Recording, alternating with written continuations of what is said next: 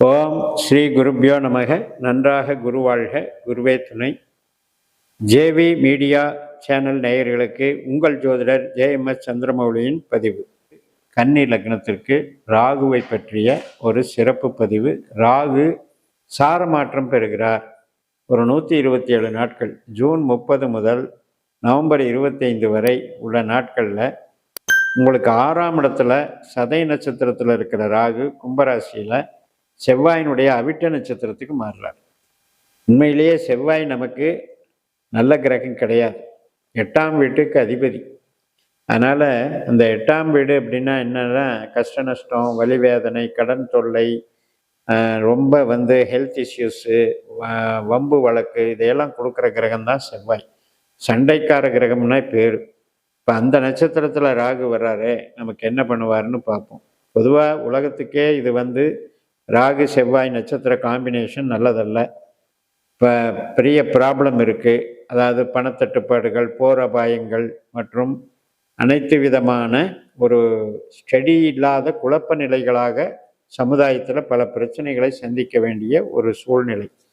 இந்த 127 நாட்களில் நமக்கு உண்மையிலே தனி மனித ஜாதகத்துக்கு நாம் அப்படியே கெட்டதாக எடுத்துட முடியாது.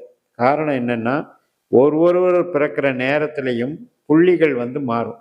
360 டிகிரியில் லக்ன புள்ளி எங்கே அமைகிறதோ அதை வச்சு 12 பாவ புள்ளிகள் தீர்மானிக்கப்படுகிறது.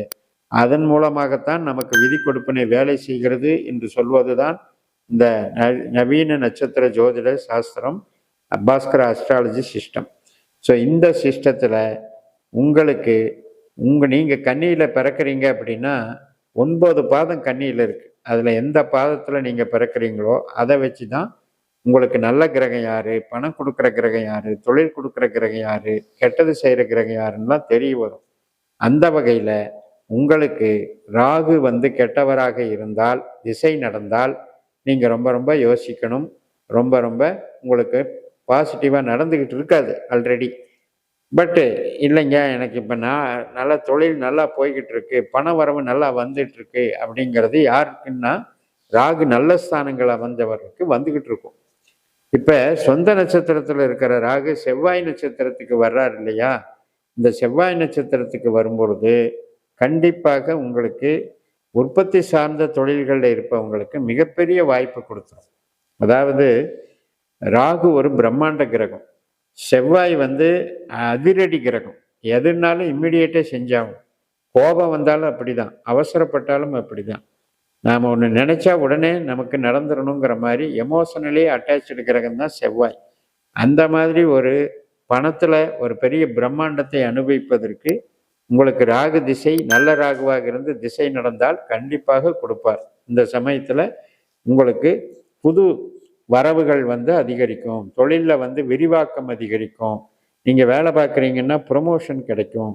ஈவன் நம்ம இராணுவத்திலேயோ காவல்துறையிலையோ வேலை பார்க்குறவங்களுக்கும் சரி, எலக்ட்ரானிக்ஸ் துறையில் வேலை பார்க்குறவங்களும் சரி, கன்ஸ்ட்ரக்ஷன் லைனில், பில்டிங் லைனில், ரியல் எஸ்டேட் லைனில், உதிரி பாகங்கள் சம்மந்தப்பட்ட ஃபேக்ட்ரி சம்மந்தப்பட்ட லைனில் அனைவருக்குமே அருமையான யோகத்தை கொடுக்கக்கூடிய காலகட்டம். அப்போ நாம் நம்ம ஜாதகத்தில் பார்க்க வேண்டிய விஷயம் என்னென்னா, நம்ம ஜாதகத்தில் ராகு எங்கே இருக்கார்? 8ஆம் இடமான மேஷத்திலேயோ 12ஆம் இடமான சிம்மத்திலேயோ ராகு இருந்தால் மட்டும் திசை நடக்கும்போது நல்லது செய்ய மாட்டார். அதை மட்டும் செக் பண்ணிக்கோங்க. மற்றவர்களுக்கெல்லாம் இந்த ராகுவும் செவ்வாய் நட்சத்திர சாரமும் அருமையான யோகத்தை கொடுக்கும். இது பொருள்பற்றான வகையில் இப்போ இந்த பலன் நல்லா வேலை செய்யும். அதே நேரத்தில் ஆரோக்கியம், உயிர் பற்று, இந்த 2 விஷயத்தை பார்க்கும்போது ரொம்ப ரொம்ப நீங்கள் கவனமாக இருக்கணும். ஏன்னா நம்மளுடைய இயற்கை விதியை என்ன சொல்லுது அப்படின்னா, ஒன்றை இழந்துதான் ஒன்றை பெற முடியும். எல்லாம் வேணும்னு நம்மளால் அடம்பிடிக்க முடியாது. அதுக்கு என்ன காரணம் அப்படின்னா, 12 பாவங்கள் இருக்கு இல்லையா, 12 ராசி கட்டங்கள். அதில் ஒற்றைப்படையான வீடுகள் 1, 3, 5, 7, 9, 11 இதெல்லாம் நமக்கு உயிர் பற்று, பாசம், நேசம், உறவுகள், ஆரோக்கியத்தை கொடுக்கக்கூடியவை. 2, 6, 4, 10 இதெல்லாம் தொழில் சம்பந்தப்பட்ட சொத்து பத்துகளை கொடுக்கக்கூடியவை. ஆனால் இந்த 8, 12 என்கின்ற பாவங்கள் மட்டும் நமக்கு பிரச்சனையை தரக்கூடியவை. அதாவது பெருத்த நஷ்டம், பெருத்த பிரச்சனைகள், உடல் வியாதிகள் மற்றும் கண்டங்கள் இதையெல்லாம் ஏற்படுத்துறது எல்லாமே 8, 12 தான். அதனால் உங்கள் ஜாதகத்தில் ராகு 8ஆம் இடத்துலையோ 12ஆம் இடத்துலையோ இருந்தால், திசை நடந்தால் உங்களுக்கு அது மைனஸ். அதில் சில விதிவிலக்குகள் இருக்குது. இப்போ உங்கள் ஜாதகத்தில் ராகு 8ல் இருக்காருங்க, ஆனால் எனக்கு நல்லா இருக்குது அப்படின்னு சொல்கிறவங்களுக்கு என்ன அப்படின்னா, அந்த ராகு நின்ற நட்சத்திராதிபதி 7ல் இருப்பார். அந்த 8ஐ வேலை செய்ய விட மாட்டார். இது டெப்த்தாக போனோம்னா நமக்கு அது கிளாஸ் எடுக்கிற மாதிரி ஆகிடும்.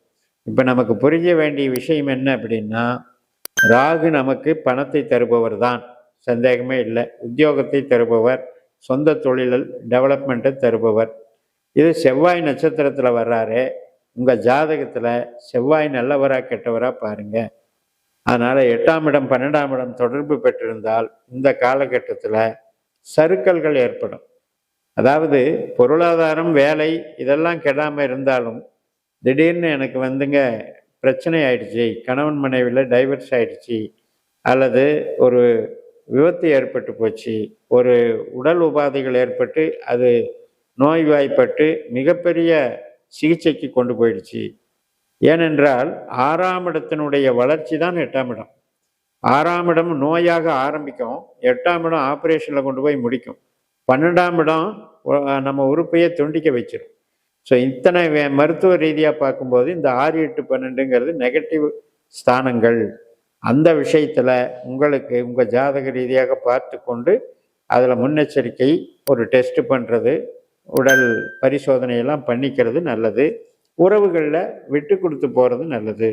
செவ்வாய் என்பது அதிகமாக உணர்ச்சி வசப்பட்டு கோபப்படக்கூடிய கிரகம். அப்போ அந்த டென்ஷனை நம்ம வெளியே காட்டினோம் அப்படின்னா அது பெருசாகி சண்டை போட்டு பகை அதிகமாகிடும். அப்புறம் ஒரு ஸ்டேஜில் பிரிவினைக்கு நிற்கும்.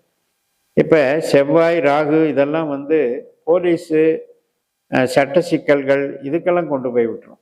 அதனால் முடிந்தவரை இரத்த சம்பந்தப்பட்ட உறவுகள்லையும், பங்காளி சண்டை இது மாதிரி விஷயங்கள்லையும் கூட உயிர் பற்றான விஷயங்களில் நெகட்டிவாக இருக்கிறதுனால ரொம்ப நம்ம நிதானத்தோடு பண்ணிக்கணும். புதிய பிரச்சனைகளில் ஈடுபடக்கூடாது.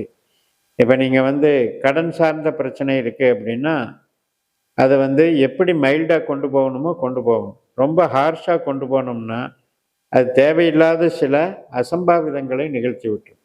அதனால் கடனையும் விரிவாக்கிக்காதீங்க, தகுதிக்கு மேலே ரிஸ்க் எடுக்காதீங்க. அந்த வகையில் பார்த்துக்கோங்க. ராகு நல்லபடியாக இருப்ப ஜாதகங்களுக்கு இந்த யோகம் என்பது தொழில் சம்பந்தப்பட்ட வகையில் மிகப்பெரிய யோகம் என்று சொல்லி நிறைவு செய்கிறேன். இந்த சேனலை சப்ஸ்கிரைப் பண்ணி ஷேர் பண்ணுங்கள். உங்கள் தனிப்பட்ட ஜாதக பலாபலன்களை என்னுடைய வாட்ஸ்அப் நம்பரில் தொடர்பு கொண்டு பலன் பெறுங்கள். உங்களிடமிருந்து விடைபெறுகிறேன். உங்கள் ஜேஎம்எஸ். நன்றி, வணக்கம்.